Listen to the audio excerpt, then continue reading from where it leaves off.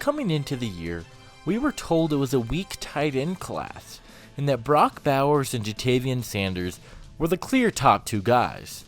So I really didn't do much scouting of any of the other tight end prospects over the summer. But one player who I had seen floated around a little bit and I was pretty intrigued about was Kansas State tight end Ben Sinnott. This has been a guy I've been pretty high on for quite some time now, and today we are going to be talking about why he is one of my favorite tight end prospects in the entire draft class, and why he may be higher on my board than you were expecting. But hey guys, if you guys are new to the channel, consider hitting that like and subscribe button. Leave a comment and let me know which players you guys want to see me talk about in the next video. Without further ado, let's take a closer look at Ben Sinnott.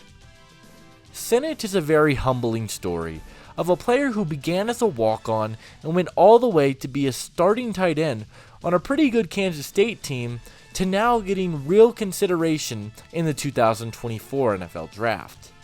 His 2022 season, Sinnott finished with 31 receptions, 447 yards, and 4 touchdowns, which are solid numbers, but nothing elite. In 2023, his production increased as he finished with 48 receptions, 669 yards, and 6 touchdowns, which are very solid for a tight end. He had a pretty good Senior Bowl and showed some really nice athletic traits at the NFL Draft Combine, and more people have their eye on this guy as a potential sleeper down the board. Sinnott has a really sturdy frame at the tight end position. He is 6'4", 250 pounds, and he has a very unique build. To be honest, he looks a lot bigger than what he is listed as. He has broad shoulders and a pretty wide frame, with some solid length at the position as well, which is something that I really like about him. To me, he has the ideal frame for a tight end. Sinnott provides some very interesting line versatility to your offense. K-State lined him up nearly everywhere. Whether it was in line, in the slot, or even in the backfield, Sinnott played virtually everywhere for the Wildcats. Some people have said he's a fullback hybrid type of player, which I am all here for. We don't see many fullbacks nowadays, so it'd be very interesting to see how he could be used. I think he could be a very versatile chess piece that you can move all around your offense, and he can play everywhere.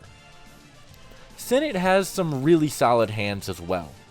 He was able to pull in some fantastic catches, and I think he has some really good footwork along the sidelines as well.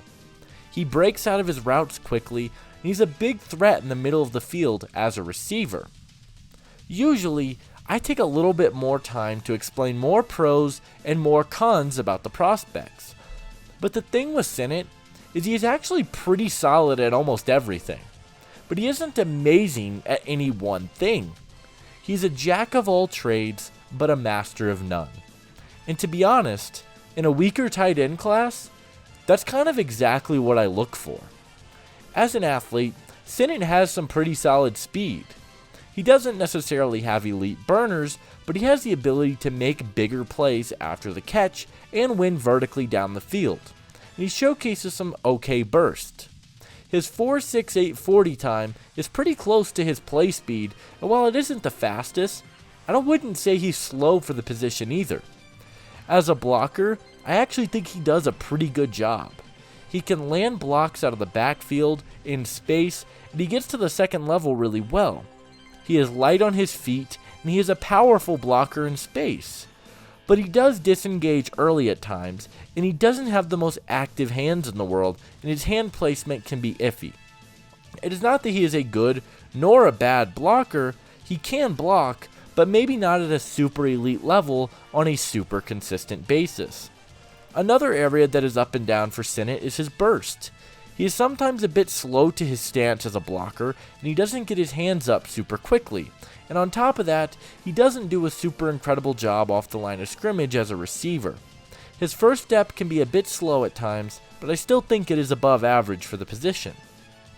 Sinnott has a lot of the tools you like.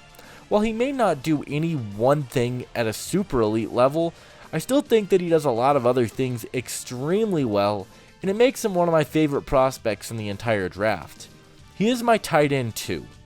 Yes, I do have him ahead of Ja'Tavion Sanders. His athletic numbers check out, and he is a much better blocker than Sanders is as well. He is my number 90 player in the draft class.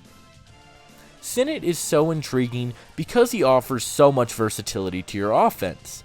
He can be a blocking tight end. He can be a receiving tight end. He can be a fullback if you need him to. I love how versatile he is. I think he can thrive in any offensive scheme in the NFL. My player comparison for Ben Sinnott is Chicago Bears tight end Cole Kmet.